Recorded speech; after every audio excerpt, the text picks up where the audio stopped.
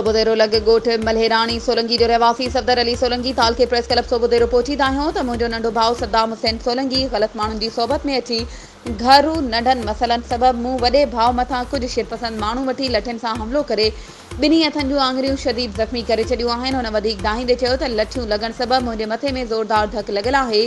अहिड़ी एनसी सोबुदेरो थाणे ते सद्दाम सोलंकी ख़िलाफ़ दाख़िल कराई आहे।